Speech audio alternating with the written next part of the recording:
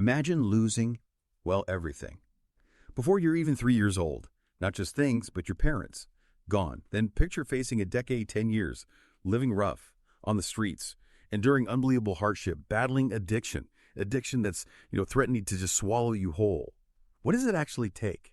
Not just to survive something like that, but to somehow turn all that pain into something powerful, a force for understanding, for healing, maybe even change. That question really echoes through the book we're diving into today. It's From the Ashes, My Story of Being Métis, Homeless, and Finding My Way by Thistle, published back in 2019. What we want to do here is give you a real comprehensive summary of this incredibly powerful memoir. We'll pull out the key insights and trace Thistle's journey is profound, from childhood trauma, homelessness, all the way to academic success and finding his way back to his culture. And just so you know, as we explore this story, you're experiencing a unique two-host AI conversation. It's powered by Google's NotebookLM, designed for a deeper, more dynamic kind of book analysis. I have to say, I'm really excited to get into a book that's just so raw, so honest. It weaves prose and poetry together in this really unique way. It's like more than just one man's survival story, isn't it? It really makes you think about Indigenous identity, the challenges faced today in Canada. And for me, Jesse's transformation.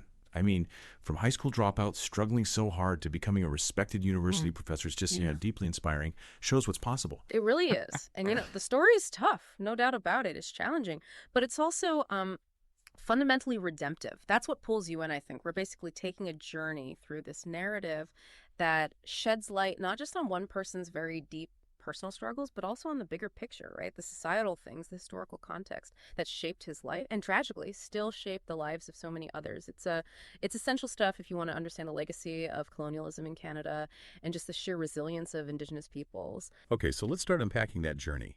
Right from the beginning, Jesse's earliest life, the book doesn't hold back at all. It throws you right into this fractured early childhood. Jesse Thistle details how he and his two brothers, Josh and Jerry, were essentially abandoned by their parents. He was only 3. And it wasn't like malicious exactly. The book makes it clear it was more this heartbreaking result of his parents just being unable to cope with their own really deep traumatic histories. The memoir talks about this constant gnawing hunger and also this profound ache, this longing for parental love, for stability, and how that shaped his whole view of the world right from that incredibly young age. A need for connection that just wasn't met. Mm-hmm. And what's really powerful right from those opening parts is how Jesse links that abandonment directly to intergenerational trauma. It's not just hinted at, it's explicit. It makes it so clear that his family was already fragmented, by this kind of inherited trauma. Long before he was even born, it basically set the scene for the struggles to come. There's that brief, unsettling time in foster care, too, which the book covers. A chaotic time. And that's where the 3 brothers made that really solemn pact, didn't they? That pact to protect each other. Always. Exactly. A bond forged in just, terrible adversity. It became this emotional anchor, this fragile kind of strength they shared through everything that came later. It was critical. So after that incredibly rough start, things shift a bit. The book gives us this glimpse of maybe some relative stability. The brothers go to live with their paternal grandparents, Cyril and Jackie Thistle, out in Brampton, Ontario. And this period, it's described as being, rooted in Métis traditions, a different way of life, maybe more structure, but still complicated. Right, it offered some stability, for sure. But the book adds this crucial nuance. It wasn't simple. There were conflicts. Big ones, stemming from the grandparents' really strict, kind of harsh, tough love approach. Thistle frames it not as simple cruelty, but maybe more as a complex dynamic. Perhaps a survival tactic learned from their own experiences with racism, with colonialism, maybe even residential schools for their generation. Trying to prepare them for a hostile world, maybe? Possibly, but sometimes using methods that caused more pain. Mm-hmm. And there's that really poignant detail, like a shadow hanging over everything. The ghost of Jesse's drug-addicted father haunted the halls of the house and the memories of every family member. This was also when Jesse really started grappling with his Indigenous identity, wasn't it? He felt torn, wanting to embrace his Métis heritage, but also feeling this huge pressure to hide it because of racism. Even within the community sometimes, yeah. Right. But, and this is important, it's also during this time that his grandparents taught him things. Traditional knowledge like respectful harvesting, that connection to the land, it kind of laid the groundwork, maybe subconsciously, for his later reconnection to his culture. It was there under the surface. But even that stability, it wasn't enough to stop this slide, unfortunately. The book paints this really vivid, just heartbreaking picture of him spiraling. Drugs, alcohol, starting in his teens. It seems driven by those Those unresolved feelings of abandonment we talked about, mixed with this deep confusion about who he was, the tension built up, and eventually he got kicked out of his grandparents' place, breaking rules about drugs. A painful break from the only real stability he'd known. And this part of the book, it really makes you ask, well, what happens when that early trauma, those identity issues, just fester, when they aren't dealt with? The book gives this unflinching, often brutal look at the decade Jesse spent homeless. On and off the streets in cities like Vancouver, Toronto, Ottawa, Brampton, he describes the grim reality so vividly. Petty crime just to get by, multiple arrests, jail time, the dehumanizing encounters with the justice system, which just seemed to trap him further. Yeah, there's that one specific detail that just chills you, isn't there? That fall. Oh, yeah. The 35-foot fall from a bridge while he was intoxicated, severely injuring his foot. It's such a powerful, visceral symbol of the constant danger, the near misses, the sheer desperation he lived with daily. The themes here are just relentless. Violence, hunger, isolation, that constant, exhausting fight just for survival. It leaves a real mark on you as you read it. Okay, but then the narrative takes a turn. And for me, this is where it gets incredibly compelling. After all that darkness, the book describes this pivotal moment, Jesse realizing in this really raw way that he would die unless he turned his life around. Just stark clarity. A desperate moment that thankfully pushed him towards change. And from there, we follow this really difficult journey through addiction treatment. He mentions Harvest House specifically, a rehab center, describing it as absolutely vital for his early, fragile recovery. And what's so insightful here and really transformative is how education becomes this, well, almost miraculous force in his recovery. It's not just about getting grades. The book shows him literally having to relearn basic reading and writing in jail and rehab. That shows you how devastating those years on the street were. And it highlights the huge role of his future wife, Lucy. She believed in him. She helped him spark that intellectual curiosity again, pushed him to follow his interest in history, to try post-secondary education. Yeah.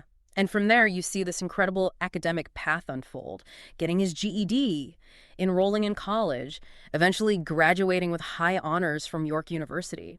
But it wasn't just about learning facts, you know? Education became this tool for understanding himself, for reclaiming his story. Through studying history, he started to dismantle the shame, the confusion that colonialism had kind of built inside him. It helped him grasp his own Indigenous identity, the historical context of his family's trauma. It was like active healing through learning, finding his way back to himself. Wow. Yeah, just pause for a second. Take that in, that journey. From such deep adversity, seemingly impossible odds, to academic success, self-discovery. It really hits home how knowledge, especially self-knowledge, cultural understanding can be such a powerful, transformative tool for healing, for finding yourself. Yeah, exactly. And moments like this, where you have these powerful, sometimes harrowing personal stories meeting thoughtful analysis, connecting to broader issues, that's really the heart of what we try to do on Mindful Moments. That's our YouTube channel, offering AI book analysis, trying to spark reflection, rational thought. We think these kinds of deep explorations can unlock real understanding. Definitely. So building on that incredible turnaround, let's maybe shift and focus on the big themes threaded through this book, because it really does go beyond Jesse's personal story, doesn't it? It touches on much larger things. Central, I think, is cultural identity and reconnection. Remember that initial struggle he described? Feeling torn, wanting to be Indian, but also wanting to hide in his lie about being Italian. The book makes it so clear through his whole journey that reclaiming his Indigenous identity wasn't just like an option. It was essential, non-negotiable, really, for his healing, for accepting himself, finding his way home spiritually as much as physically. And if you connect that to the wider context, it leads straight into that really powerful, painful theme of intergenerational trauma and colonial impact. The book is just devastatingly effective at showing the destructive legacy of colonialism in Canada. Thistle connects his family's struggles directly to things like the Indian residential school system policies that tore generations of Indigenous kids from their families, often leading to abuse, cultural loss. And the 60s scoop as well, right? Exactly. Thousands more Indigenous children taken, placed in non-Indigenous homes, severing those vital cultural connections, creating these cycles of grief and fragmentation. The memoir shows with such painful clarity how these policies caused profound family separation and how they created the very cycles of trauma and addiction, abandonment, displacement that played out in Jesse's own family. Yet despite all that weight, the history, the personal struggles, this theme of resilience and redemption just shines through so strongly. Jesse's story, it's more than a testament. It really exemplifies this incredible human capacity to overcome obstacles that seem, well, insurmountable. It shows how resilience plus education, plus that crucial community support, can forge a path to healing, a new start. It fights back against despair. Absolutely. And the book constantly underscores the vital, life-saving importance of love and community. His brothers, Josh and Jerry, that bond forged early on remained. His grandparents, Cyril and Jackie, despite the complexities they offered a home base, instilled that connection to heritage. And then, perhaps most profoundly, his relationship with Lucy. Her non-judgmental, steadfast love was just foundational for his recovery, for his intellectual growth. Her belief in him helped him believe in himself, The memoir also casts a sharp light on systemic barriers and Indigenous homelessness. Jesse's experiences, they aren't unique incidents.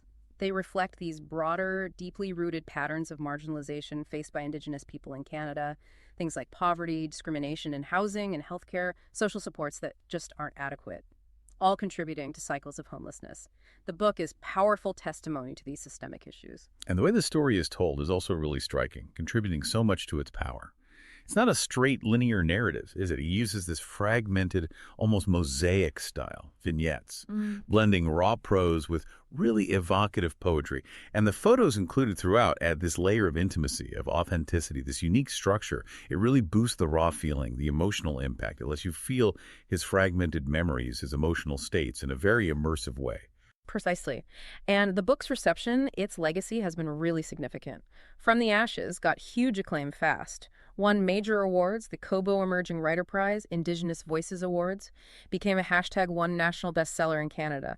It's seen now not just as a memoir, but as a leading Indigenous voice, an essential resource for understanding contemporary Indigenous experiences. And its contribution to reconciliation efforts is huge. It offers crucial, sometimes difficult insights for non-Indigenous readers, building empathy. And at the same time, it provides validation, a shared experience for Indigenous readers who might see parts of their own family stories in Jesse's. So wrapping this up, what does it all mean for us, the readers? From the Ashes is so much more than just a story about turning pain around. It's this profound narrative of resilience, yes, but also a triumphant reclaiming of cultural connection. And ultimately, it's a powerful message of hope, a testament to the human spirit's capacity to heal. Jesse Thistle's journey, it really forces us to face some uncomfortable truths about history, about society, about the devastating impact of trauma and injustice. But ultimately, maybe it leaves us with this deeply universal, kind of provocative question. What does it truly mean to find your way home, both physically and, maybe more importantly, spiritually, in a world that has sometimes tried very hard to erase your path entirely? Remember, you can check out Mindful Moments and our other podcast Ist for more discussions like this. And for a really detailed, in-depth book analysis of From the Ashes, just click the link you see on screen. Please subscribe if you haven't. Share this deep dive if you found it valuable. Consider purchasing the book through our link. It supports the author. And most importantly, keep thinking rationally.